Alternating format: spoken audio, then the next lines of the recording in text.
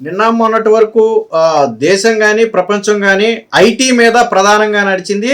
IT లేకపోతే ఇప్పుడు దేశాలు, రాష్ట్రాలు ఏవి కూడా నడవలేని పరిస్థితి. ఎందుకంటే ఐటీకి అంత విజన్ ఉంది. కానీ చంద్రబాబు గారు ఇది ఒక 25 ఏళ్ల క్రితం ఈ ఐటీ గురించి చెప్తే అప్పుడు ఎవరికీ తెలియదు. ఐటీ అనే పదానికి అర్థమే తెలియదు. అలాంటి రోజుల్లోనే చంద్రబాబు గారు ఐటీ గురించి చెప్పారు.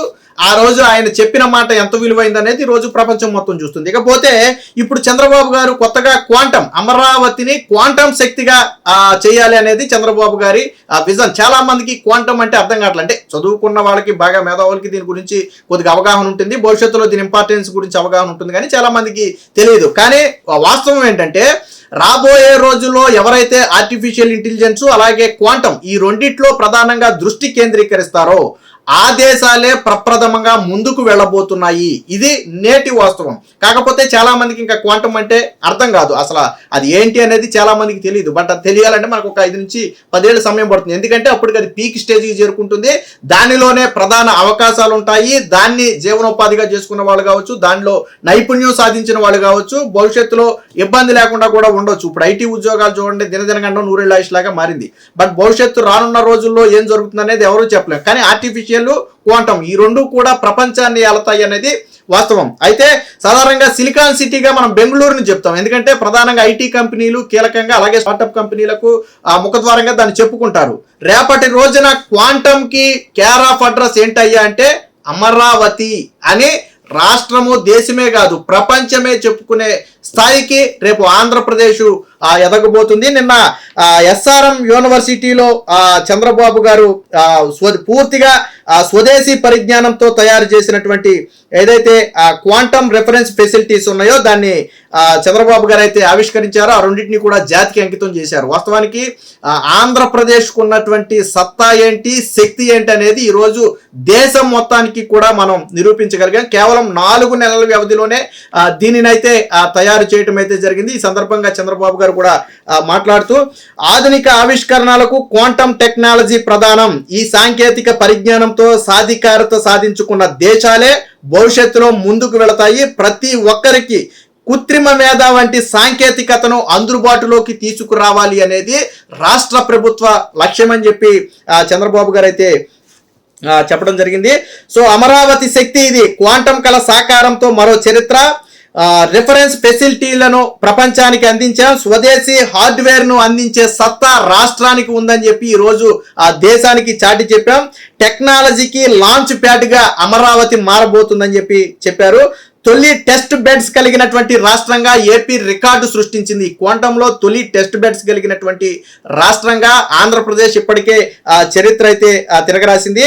హార్డ్వేర్ ను ధృవీకరించే సామర్థ్యం కూడా వచ్చింది. క్వాంటంలో 45 లక్షల మందికి శిక్షణ ఇవ్వటానికి రంగం సిద్ధం చేశామని చెప్పి చెప్పడం జరిగారు.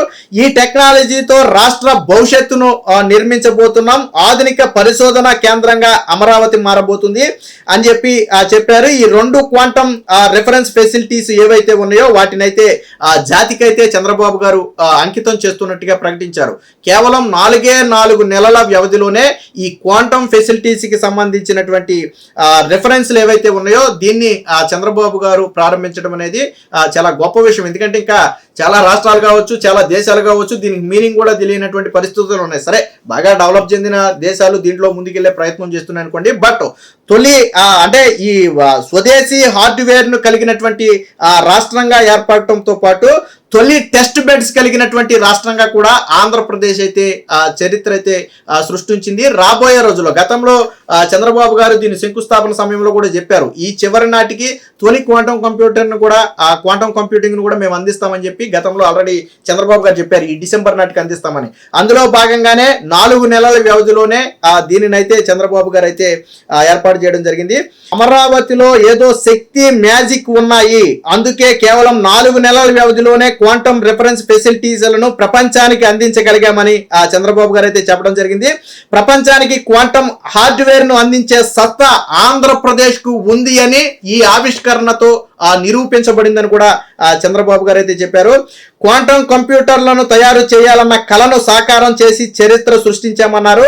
అమరావతిలోని ఎస్ఆర్ఎం యూనివర్సిటీలో పూర్తి స్వదేశీ పరిజ్ఞానంతో తయారు చేసిన క్వాంటమ్ రెఫరెన్స్ ఫెసిలిటీస్లను మంగళవారం ఆయన ప్రారంభించారు. క్వాంటింగ్ టెస్టింగ్ మిషన్ ను అంటే టచ్ చేసి ఆయన యొక్క ఆనందాన్ని కూడా ఏదైతే ఆ మిషన్ ఉందో దాన్ని టచ్ చేసి చంద్రబాబు గారు ఒక నూతన అనుభూతిని పొందారు. సో తొలిసారిగా, అంటే అది అందరికీ అవకాశం రాదు. సో అలాంటి తొలి అనుభూతిని అయితే చంద్రబాబు గారు అయితే పొందడం జరిగింది. మొత్తంగా దేశంలోనే క్వాంటమ్ కి కేర్ ఆఫ్ అడ్రస్ అంటే అమరావతి. అలాగే ఏఐకి కూడా అమరావతిని కేర్ ఆఫ్ అడ్రస్ గా మార్చే ప్రయత్నం ఆల్రెడీ జరుగుతుంది. దాంతో పాటు క్వాంటమ్, అంతకు మించి క్వాంటాన్ని కూడా అమరావతిలో కేర్ ఆఫ్ అడ్రస్ గా మార్చే ప్రయత్నం అయితే జరుగుతుంది. మొత్తంగా ఈ ఆవిష్కరణతో దేశం మొత్తం కూడా ఈ రోజు ఆంధ్రప్రదేశ్ వైపు చూసే పరిస్థితి చాలా మందికి. అంటే ఇది క్వాంటమ్ కంప్యూటర్ అంటే ఏంటంటే పూర్తి వేగం. మనం గంట 2 గంటల్లో చేయాల్సిన పనిని 5 నిమిషాలు 10 నిమిషాల్లో చేస్తే ఎంత వేగం అని చెప్పుకోవచ్చు మనం. సో అంత వేగంగా పనులు చేయటానికి రేపటి రోజున ఇవి అవసరం అవుతాయి ప్రపంచానికి. సో ప్రపంచం అనేది ఇప్పుడు జెడ్ స్పీడ్తో దూసుకెళ్తున్నటువంటి పరిస్థితి. అలాంటి పరిస్థితిలో క్వాంటమ్ కంప్యూటింగ్కి చాలా డిమాండ్ కూడా ఉండబోతుంది. అలాంటి కంప్యూటర్లను మనం ప్రపంచానికి అందించే సత్తా ఆంధ్రప్రదేశ్కు ఉంది. ఆంధ్రప్రదేశ్ నుంచి తయారు చేసి దేశానికే కాదు ప్రపంచానికి కూడా అందించబోతున్నారు. ఈ డిసెంబర్ నాటికి తొలి కంప్యూటర్ను బయటికి తీసుకొస్తామని చెప్పి ఆల్రెడీ ఇప్పటికే చంద్రబాబు గారు ఒక ప్రకటన కూడా చేశారు. ఆయన ప్రకటనకు అనుగుణంగానే ఈ రోజు వేగంగా దానికి సంబంధించిన కార్యకలాపాలు కూడా సాగుతున్నాయి. అందులో భాగంగానే ఈ రోజు ఏదైతే తొలి టెస్ట్ బెడ్స్ కలిగినటువంటి రాష్ట్రంగాను, అలాగే టెక్నాలజీకి లాంచ్ ప్యాడ్ గాను అమరావతి ఏర్పడింది. అన్నిటికీ మించి స్వదేశీ హార్డ్వేర్ ను అందించే సత్తా, అంటే ఇతర రాష్ట్రాల మీదో లేకపోతే ఇతర దేశాల మీదో ఆధారపడకుండా పూర్తి స్వదేశీ పరిజ్ఞానంతోనే దీన్ని డెవలప్ చేయగలమని చెప్పి ఆంధ్రప్రదేశ్ అయితే నిరూపించింది. దీంతో ఇతర రాష్ట్రాలన్నీ కూడా ఇప్పుడు ఆంధ్రప్రదేశ్ వైపు అయితే చూస్తున్నాయి. అందులో ఎటువంటి సందేహం లేదు. ఏది ఏమైనా చంద్రబాబు గారి విజన్, ఎందుకని ఆయన్ని విజన్ అంటారంటే వాస్తవానికి మనకి ఇప్పటికీ క్వాంటమ్ అంటే ఏంటో పూర్తిగా తెలుసుకోలేని పరిస్థితి.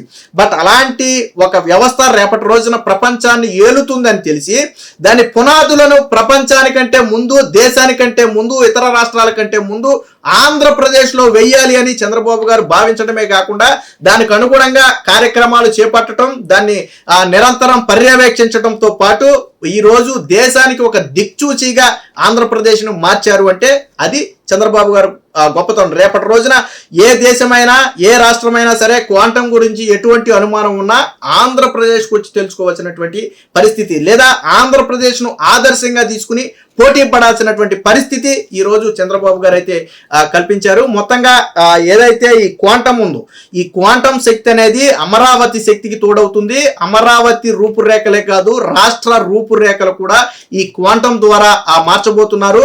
45 లక్షల మందికి శిక్షణ, ఒకళ్ళకి ఇద్దరికి కాదు, 45 లక్షల మందికి శిక్షణ ఇవ్వడానికి ఇప్పటికే ఏర్పాట్లు చేశారు. బాంబేతో పాటు ఇతర అనేక యూనివర్సిటీలు, బాంబే ఐఐటితో పాటు ఇతర యూనివర్సిటీలతో కూడా ఇప్పటికే టైఅప్ కూడా అయ్యారు. మొదటి విడతలో ఆల్రెడీ 50,000 మందికి, 1,00,000 మందికి ఆల్రెడీ దీనికి సంబంధించి మొదటి విడత కోచింగ్ కూడా అయిందనేది చెప్తున్నారు. సో నూతనంగా అంటే దేశవ్యాప్తంగా ఎక్కడ నుంచైనా సరే వచ్చి ఇందులో చేరి కోర్సులు అయితే నేర్చుకోవచ్చు. సో మొత్తంగా అంటే ఒక పక్క విస్తృత అవకాశాలు కల్పించడానికి దీన్ని డెవలప్ చేస్తూనే మరో పక్క దానిలో శిక్షణ కూడా ఇస్తూ ప్రపంచానికి మేధావులను ఇక్కడ నుంచి అందించే ప్రయత్నం అయితే ఆంధ్రప్రదేశ్ చేస్తుంది. ఏది ఏమైనా రేపటి రోజున ఈ క్వాంటమ్ శక్తి అనేది ఆంధ్రప్రదేశ్ రూపురేఖలను మారుస్తుంది అనటంలో సందేహం లేదు. మరొక్కసారి అంటే మనం 20-30 ఏళ్ల తర్వాత మరొకసారి చంద్రబాబు గారి విజన్ గురించి చెప్పుకుంటారు. చూడండి, ఇప్పుడు మనం గతంలో ఎప్పుడు ఆయన ఐటీ అన్నప్పుడు చాలా మంది పుట్టుండ్రు, ఎందుకంటే 25-30 ఏళ్ల క్రితం, నేటి యువతకు చాలా మందికి తెలియకపోవచ్చు. కానీ దాని గురించి ఈ రోజు మనం చెప్పుకుంటున్నాం. బట్ ఈ రోజు చంద్రబాబు గారు చెప్పినటువంటి క్వాంటమ్ గురించి కూడా మనం 10-15 ఏళ్ల తర్వాత గొప్పగా చెప్పుకుంటాం. ఆ రోజు అదే చంద్రబాబు గారు చేసినటువంటి మంచి పని ఈ రోజు ఆంధ్రప్రదేశ్ కింద పేరు తీసుకొచ్చిందని నేను చెప్పా. సిలికాన్ వ్యాలీగా మనం ఏదైతే బెంగళూరు సిటీని చెప్పుకుంటామో, రేపటి రోజున క్వాంటమ్ వ్యాలీగా ఆంధ్రప్రదేశ్ ను చెప్పుకునే పరిస్థితి అయితే రాబోతుంది. మొత్తంగా చంద్రబాబు గారి ముందు చూపు కావచ్చు, విజన్ కావచ్చు, రాష్ట్ర దిశను మారుస్తుంది అనడంలో ఎటువంటి సందేహం లేదు. Please subscribe to Leo news for more videos.